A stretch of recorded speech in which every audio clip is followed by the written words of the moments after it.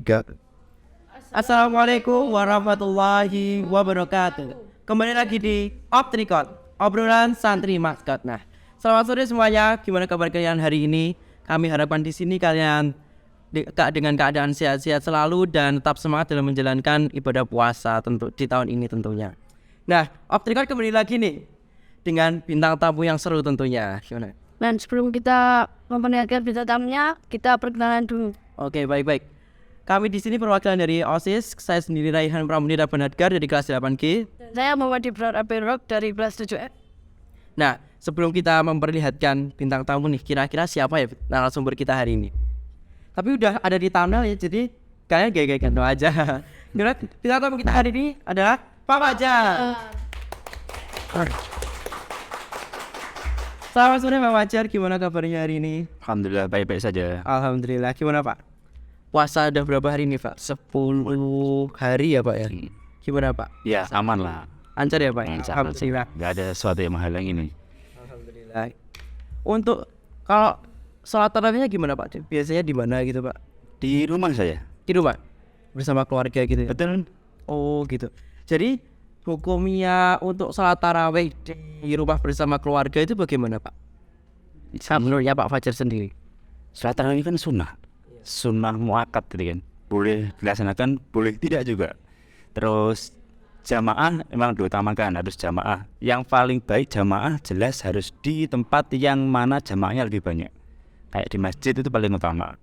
Terus di rumah juga boleh. Cuman kalau ya itu memang yang utama harusnya di masjid. Kenapa saya nggak di masjid? Karena ini di lingkungan saya itu rata-rata 8 rakaat. Ada rata-rata 8 rakaat, terus ya kita pingin itu dapat 20 gitu. Nah cari yang 20 itu kalau di area rumah saya itu agak jauh. Adanya di kota itu ada, sama di sini masjid dekat sekolah di 20. Kalau di area sana hampir semuanya semua 8 rakaat sama 3 witir. Nah Jadi kebanyakan di lingkungannya Pak Fajar itu karena 11 rakaat gitu ya Pak ya? betul. Terus Pak Fajar menginginkan untuk sholatnya 23 rakaat biar banyak pahala juga ya Pak ya? Ya biar dapat banyak gitulah. Iya. Jadi untuk sunnahnya yang Pak Fajar ketahui, untuk sunnah yang dilakukan sebelum melaksanakan sholat tarawih itu dan saat melaksanakan sholat tarawih itu apa Pak? Sunnahnya? Kalau sholat tarawih ya biasa saja tuh. Sholat 2 rakaat sampai sejumlah rakaat yang kita inginkan tuh, yang 8 atau 20. Secara kesunahan podo ae. Di sholat sunnah itu ya kalau sebelum sholat tarawih ya yang lebih baik sebelum sholat tarawih ya lakukan sholat ba'diyah isya dulu. Baru sholat tarawihnya. Karena banyak yang sudah cerita itu ulama-ulama kalau sholat ba'diyah isya itu lebih tinggi ganjarannya daripada yang sholat tarawih. Saat isya habis itu Sholat ba'diyah isya itu baru itu sholat tarawih. Kalau untuk sunnahnya yang sebelum dilakukan sholat itu maksudnya seperti kita harus mandi dulu atau memakai baju yang baik atau bagaimana? Kalau sunnahnya mau sholat yang paling penting dari beberapa ulama itu ya siwakan. Siwak, dalam bahasa Indonesia sikatan lah. Ya bergigi lah gitu. Karena habis sahur, habis buka kan mesti makan tuh. Gak mungkin gak makan. Sama minum, terus nanti sebelum sholat ya siwakan dulu. Siwak yang bau kan pakai kayu arok tuh, yang biasa dipakai sama ulama sama habaib. Tapi kalau nggak ada ya gunakan sikat yang di rumah. Kalau nggak ada lagi bisa pakai sesuatu yang kasar. Bisa pakai ujung baju gini juga bisa. Tapi ya kasar gini syarat doang gitu. Yang penting kan membersihkan gitu ya Pak ya. Ya bersihkan. Untuk pakainya gitu ada sunnahnya nggak Pak? Untuk baju muslim kah atau boleh baju yang seperti biasa gitu? Ya ketentuannya jelas menutup aurat lah. Mau terus ya jangan pakai pakaian yang mengganggu jamaah. Kan misalnya jamaah ya jangan sampai pakaiannya mengganggu jamaah yang di belakang. Selain pakai baju yang ada ya yang sablonnya nggak bener gitu ya, mengganggu ya belakang nanti. Oh, gimana Pak? Hukumnya imam membaca bacaan sholat dengan cepat. Cepat gitu. Wah ini kalau di masyarakat kita kan pengennya cari sholat tarawih yang cepet gitu ya. Semakin cepet semakin diburu gitu ya. Di daerah saya yang Blitar saya juga ada pondok pesantren yang sangat cepet banget wes. Cepet pol wes. Jadi ibarat yang diambil cuman rukunnya doang. Jadi rukunnya dipenuhi dah cukup. Kayak Al-Fatihah selesai, terus suratnya itu karena suratnya agak sunnah, terus cuman baca Yasin, Qaf, Toha langsung rukuk gitu. Rukuknya pun yang dibaca ketika rukuk cuma 1 kali tasbih. Jadi sekali tok angkat lagi. Ini dan lagi itu. Ini cepet banget sampai selesai. Kalau sampean bertanya hukumnya bacaan sholat secara cepat itu apa? Ya boleh-boleh saja asal benar. Asalkan tajwidnya dan hukum bacaannya Ya, rukunnya ndak dapat. Kayak Al-Fatihah ya semua ayat dibaca.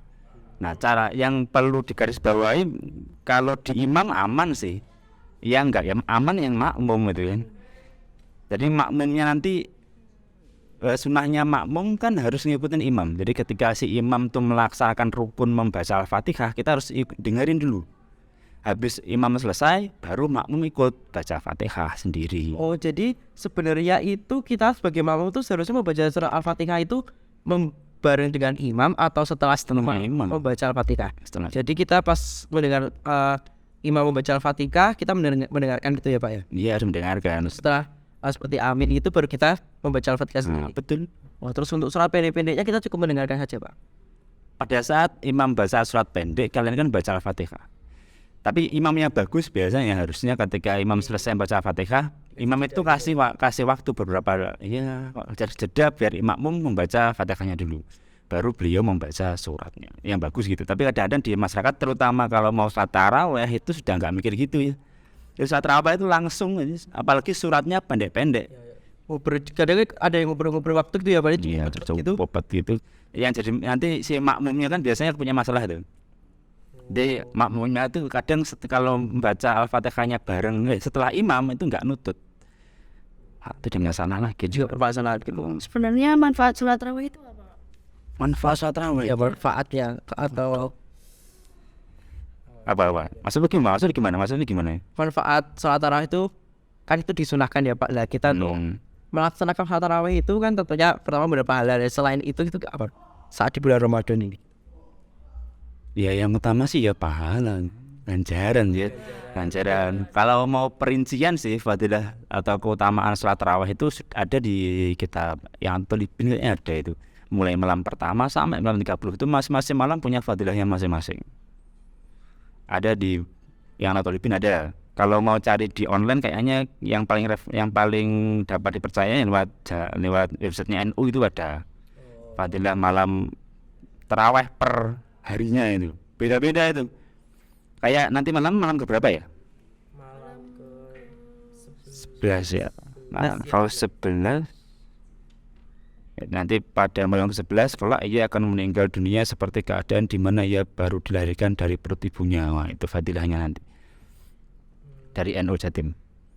Gitu. Apalagi jadi manfaatnya sholat tarawih itu yang selain mendapat pahala juga gitu ya Pak ya. Dari ganjaran yang banyak, terus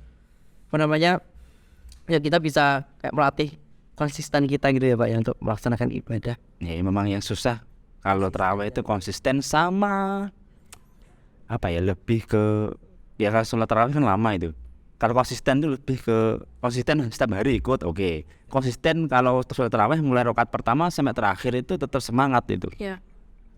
Kadang belum tengah-tengah Satu dah. nah, Sebenarnya Kak jadi nggak genep ya Pak situ ya. nggak apa-apa. Tapi nggak masalah Pak. Oke. Bahkan dilebihkan juga nggak apa-apa. Kurang 8 aja boleh. Jadi kalau di tengah-tengah 12 kamu mau nambahin boleh. Cukup sampai 12 nggak masalah. Bahkan di Tarim itu katanya Habib Syekh di satu malam itu bisa ikut tarawih 4 kali. Jadi habis isya sholat tarawih dulu di masjid A, nanti habis itu ada tarawih lagi di masjid B sana, dia bisa ikut lagi 20 lagi, pindah lagi ke masjid ketiga 20 lagi sampai yang terakhir 20. Totalnya bisa dapat 80 rakaat. Besar. Selesai terakhir itu bisa mau sahur itu baru besar. Juga mulai ya. Jadi kalau di Tarim itu emang gitu. Jadi masjidnya itu jadwal tarawihnya enggak bareng. Emang dibuat gitu. Jadi biar bisa Kak. Jadi semalam hari itu cuma tarawih tok. Pahalanya banyak. Enggak cuma 8 kayak 8, 11, 20 gitu ya Pak. Jadi bisa berkali-kali lipat gitu ya Pak ya. bisa. Pengetahuan yang baru itu buat kita semua itu. Pak, alhamdulillah nih Pak Fajar dan Kak Gibran ngobrol-ngobrol gini gak kerasa ya udah mau waktu maghrib dan kita mau mempersiapkan buka puasa dulu nih Pak. Ada kok buka puasa di mana Pak ini Pak? di rumah saja lah. keluarga. Iya jelas. Gimana kalau off the record kita sampai sini dulu yang episode ke-9? Gimana? Gak apa-apa ya. Selama 30 hari off the record akan selalu menemani kalian dan tetap support kami.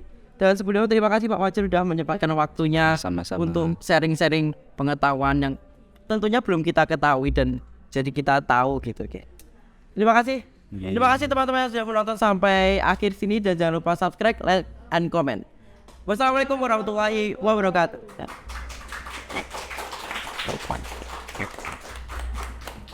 Atau beli